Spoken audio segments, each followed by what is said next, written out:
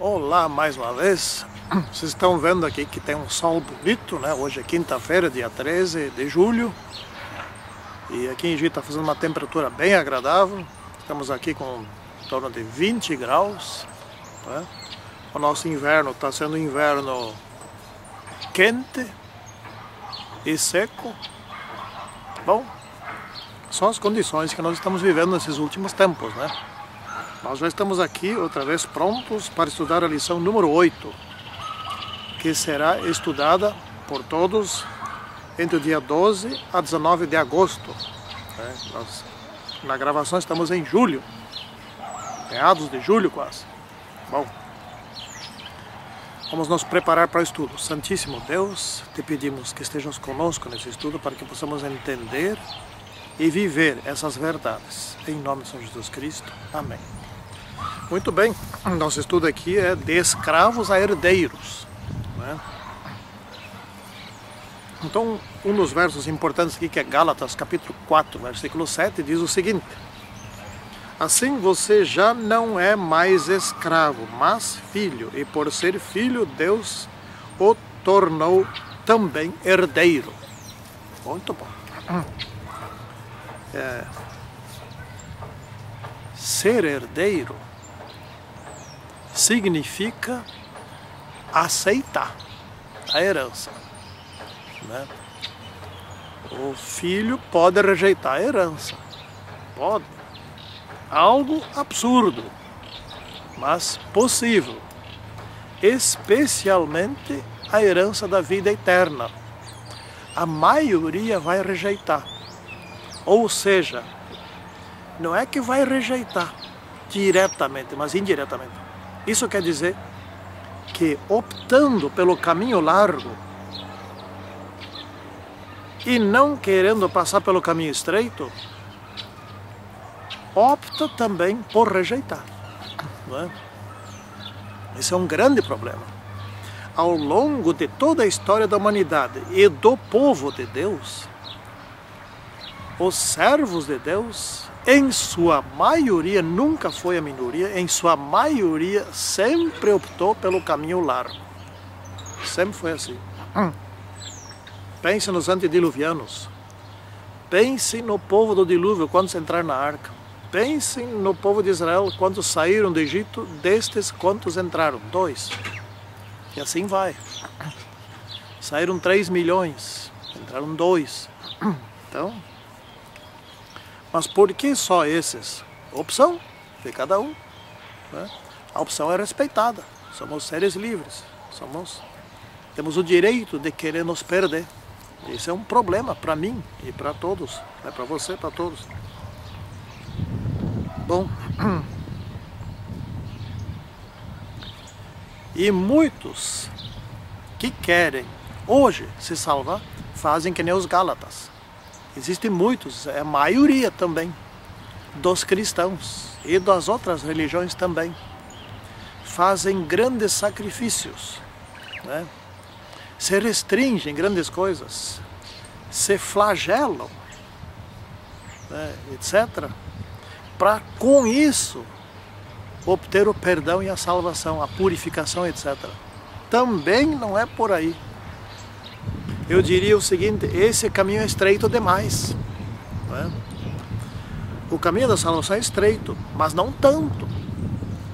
Deus nunca pediu que nós andássemos de joelhos pelas ruas, carregando cruz, não sei o que mais, etc., para nos salvar. Não é isso também. Ou o ser humano exagera para um lado, ou exagera para o outro lado.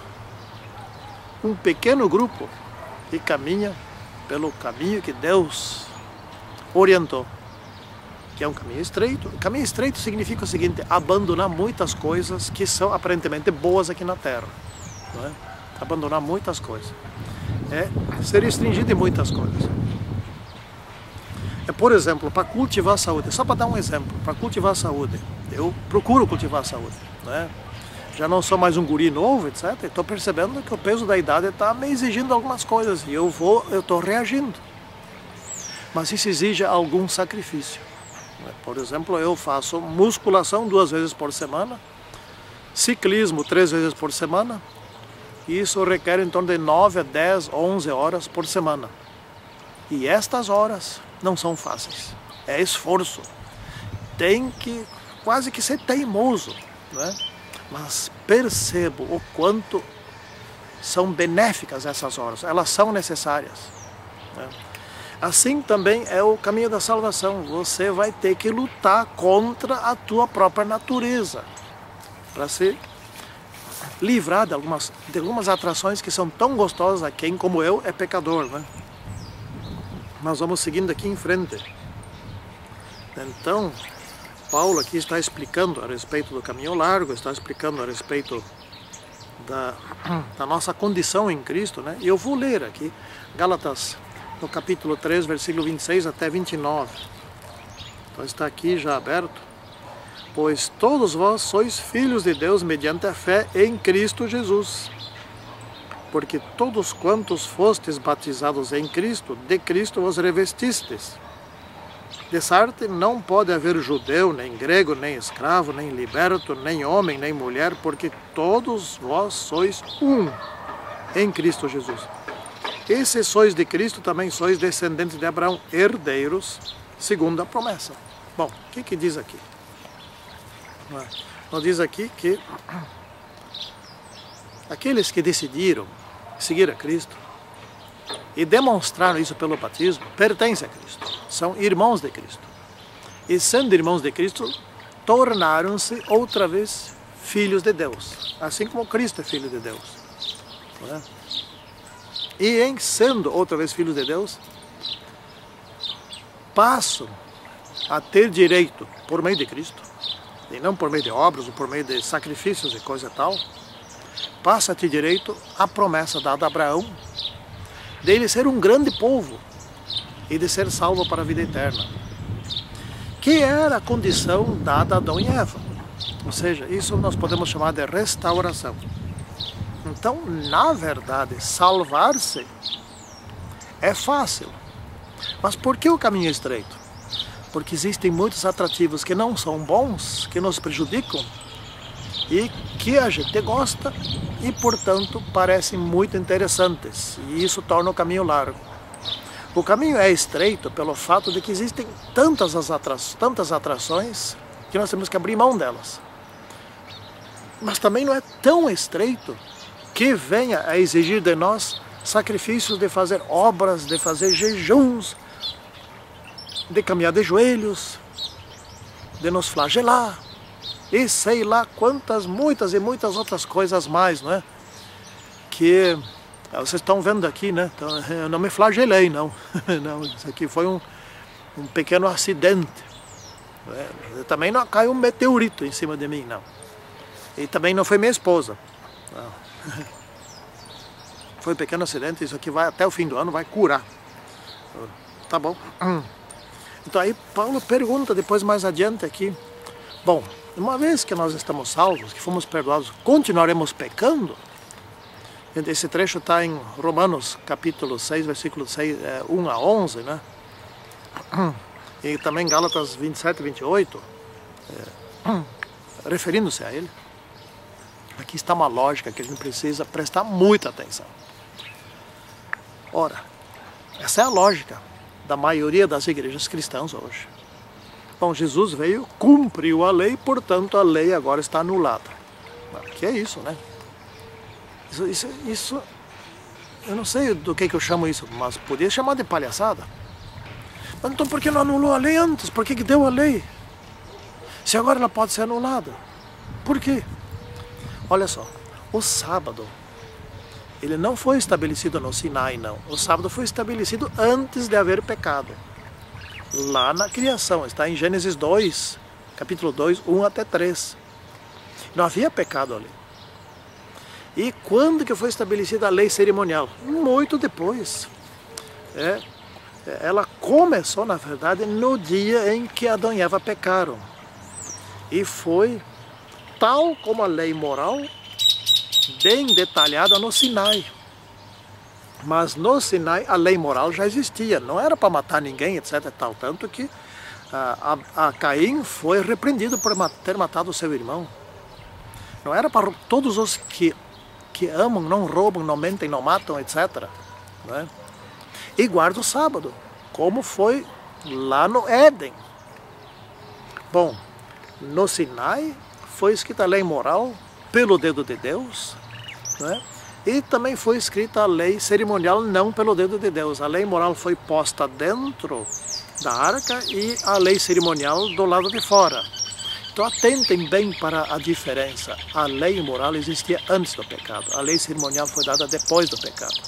E a lei cerimonial, ela apontava para o Cristo que viria para cumprir a lei, obedecer a lei moral e por essa via ser morto e por essa via perdoar nossos pecados. Bom, uma vez perdoados nossos pecados, vem a pergunta de Paulo, então continuaremos pecando depois que nós fomos perdoados? Mas que lógica seria essa, né?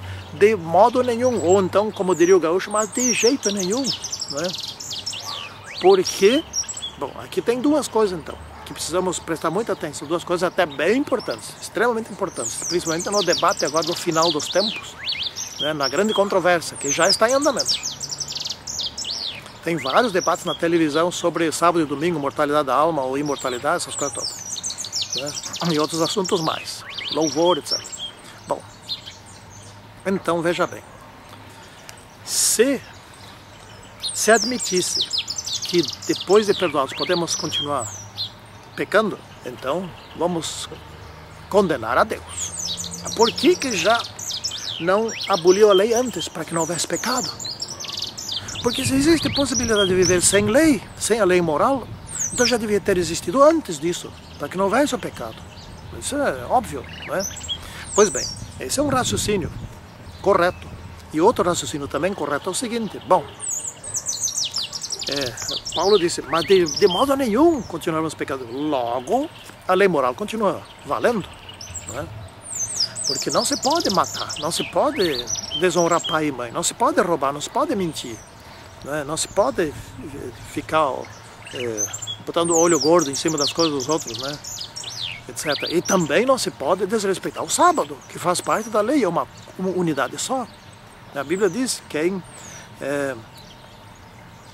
infringir um dos mandamentos, infringiu a lei toda, né? Bom, então é isso, fica muito fácil aqui entender essa questão. Bom, o batismo é o seguinte, o batismo é simbólico, né? Uma vez que eu decidi seguir a Cristo, eu demonstro isso por uma maneira prática, pelo batismo. Pelo batismo eu estou sendo sepultado com Cristo, ou seja, eu morri simbolicamente com Cristo e imediatamente ressuscitei com Cristo. Então agora eu sou outra pessoa. Isso tudo é simbólico. A partir do momento do batismo, ou antes ou depois, na medida exatamente no momento em que eu me entreguei a Cristo, o Espírito Santo começa a me transformar. E eu demonstrei isso, que eu quero ser transformado por meio do batismo. Então, eu sendo batizado, eu vou sendo restaurado pelo Espírito Santo, não por mim, por obras, sacrifícios, não sei o que mais lá. E, obviamente, por ter caído por causa do pecado, não desejarei mais pecar e pronto, não é? Bom, então aqui a questão da herança, não é? Bom, ilustra-se aqui com um pai que tinha uma certa riqueza, né, e tinha alguns filhos e destinou tudo para o filho mais velho. Bom, se tivesse destinado também parte para os outros filhos, não muda nada na nossa história aqui. Hoje no Brasil, por exemplo, por uma questão de justiça, não é permitido que a herança vá para um só, a não ser em casos especiais, né? Bom, mas vamos pegar esse caso aqui. O pai faleceu e o filho era de menor idade, né? Bom, e aí fazer o quê? O pai, prevendo que podia falecer, etc., destinou tutores que administrasse aqueles bens até que o filho tivesse condições de ele mesmo administrá-los. Esses tutores eram para cuidar da educação dos filhos, para cuidar da escola, cuidar da sua saúde, cuidar de tudo como se fossem pais dele, né? Até que ele mesmo tivesse condições. Uma vez ele tendo condições, os tutores se transformariam, pelo menos por um tempo, em conselheiros. Todos os que têm muitos bens têm conselheiros, né? Precisa ter. Bom, aí se torna maior idade. O que isso explica aqui para nós? Nós éramos menor idade antes da graça, né? Estamos totalmente dependentes Agora, com a graça, nós tornamos maioridade, ou seja, a lei já não nos condena mais, né? Depois da morte de Jesus Cristo na cruz, nos livramos da condenação da lei, mas não nos livramos da obediência da lei. Se fomos condenados por desobedecermos, isso não quer dizer que a uma certa altura nós nos livraremos da obediência. Isso, para mim, isso é uma coisa muito elementar, muito óbvia. Mas nós livramos da condenação da lei, isso sim, né? Então é isso, agora somos maioridade, ou seja, pela fé não estamos mais condenados, ou seja, estamos justificados, coisa que viemos estudando aqui à vontade, né? Bom, e para nos tornar de maioridade, Jesus veio na plenitude dos tempos. O que é essa plenitude dos tempos? É o tempo definido profeticamente dentro da grande profecia das 2.300 tardes e manhãs. Havia ali uma data, uma semana, não é? A última semana dos 490 anos, dado ao povo judeu para que se arrependesse, que se tornasse realmente povo de Deus. Nessa última semana, no início dela, Jesus seria ungido pelo batismo. No meio da semana ele seria crucificado. E no final da semana terminariam os 490 anos e isso coincidiu com o apedrejamento de Estevão. Então essa era a plenitude dos tempos, ou seja, dentro dos 2.300 anos, a semana mais importante era plena. E tinha que ser exatamente naquela, aliás, não só exatamente numa semana, num ano, e sim no dia exato, na hora exata. Jesus foi crucificado na hora exata do sacrifício também e morreu na hora exata do sacrifício da tarde. Tudo era exato. Se alguma coisa ali variasse um pouco, Satanás diria, viu, falhou, e teria razão e teria falhado mesmo. Então tudo foi exato, no momento exato. Também outros acrescentam aqui, isso tem sua importância, que na plenitude dos tempos naquela época havia condições políticas para que Jesus trabalhasse aqui na terra. Não estava em guerra, não estava em conflagração, etc. A tal da Pax Romana, ou Paz Romana. Então, Deus administrou as coisas de tal maneira que assim se viabilizasse o trabalho de Jesus Cristo, que desse tudo bem certo. Não é? Bom, pois bem, vamos concluindo aqui. Fomos adotados. Então aqui nós já falamos sobre esse ponto aqui, o privilégio da adoção, né? Mas vamos recapitular um pouco, eu falei no início, né? Nós, pelo pecado, optamos por outro Senhor, né? Foi uma opção meio desastrosa, meio consciente, ela foi consciente, mas foi uma opção por meio de engano, estratagema falso. Satanás é enganador, né? Ele consegue as coisas por meio de estratagemas, né? Por meio de falsidade. Pois bem, nós perdemos a filiação, perdemos a herança, ou seja, nós nos tornamos mortais, nós deixamos de existir, porque quem deixa de existir não tem herança nenhuma, né? Vai destinar herança para quem está enterrado, isso não existe, né? Então perdemos a condição de filhos, e perdemos tudo. Por meio de Jesus, voltamos a ser filhos, como nós lemos naquele trecho ali de Gálatas, né? Voltamos a ser filhos de Deus, sendo irmãos de Jesus Cristo, né? Então, nós somos criados por Jesus lá no início da criação em Adão e Eva, e agora fomos restabelecidos a condição de filhos de Deus, sendo irmãos de Jesus, porque Ele se tornou um ser humano igual a nós aqui na Terra. Viveu igual a nós, sofreu igual a nós, foi tentado igual a nós, mas não caiu, felizmente, e foi morto, não por causa dos seus pecados. Morreu não por causa dos seus pecados, sim por causa dos nossos pecados. E assim, se nós aceitarmos esse ato todo de Jesus Cristo, nós podemos ser salvos pela fé nele, né? E seremos adotados, seremos filhos adotivos. Então, filhos adotivos, nesse caso aqui, até parece ser mais que filhos, ou seja, somos filhos pela criação e adotivos pela redenção. Muito bonito isso tudo, né? Bom, e aí vem a história aos Gálatas, né? Muito bem, diz ele aqui. Agora que vocês aprenderam todas essas coisas interessantes, assim, vocês vão voltar atrás? Vocês vão voltar atrás? Vão voltar atrás lá no tempo, antes do tempo da plenitude, onde ainda se fazia sacrifícios, vocês vão ficar aí guardando dias, meses, tempos e anos, etc e tal lá. Estou perplexo a vosso respeito, mas que coisa que vocês estão fazendo? Bom, hoje nós não estamos guardando a lei cerimonial mais. Isso aqui se refere à lei cerimonial. De início nessa explicação eu fiz uma diferenciação entre as duas, né? E repito, a lei moral existiu antes do pecado. A lei cerimonial veio por causa do pecado, né? Nós infringimos a lei moral, não a lei cerimonial. A lei cerimonial não tinha infração. A lei moral que tinha. E nós temos que ser resgatados da condenação, não da lei cerimonial, e sim da lei moral, né? E não é absolutamente nem um pouco lógico, depois de perdoados, destituir a lei moral. Isso seria uma coisa absurda. Então aqui o que eles estavam fazendo? Estavam voltando a guardar a lei cerimonial, né? Agora nós hoje, nenhum mais aqui adventista ou católico, o católico até tem a questão da transubstanciação, etc. Mas enfim, não se praticam mais esses sacrifícios, né? Mas qual é o nosso problema hoje de voltar atrás? Bom, a nossa grande tentação hoje é o mundo, né? Sermos igual ao mundo, sermos liberais, né? Extremamente liberais.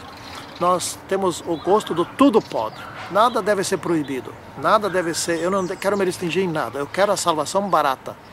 Ou seja, eu quero gozar o mundo e quero ser salvo. Esse é o nosso grande problema, do mesmo modo como o problema dos Gálatas foi aqui, guardar dias, meses, tempos e anos, né? Esse é o nosso problema.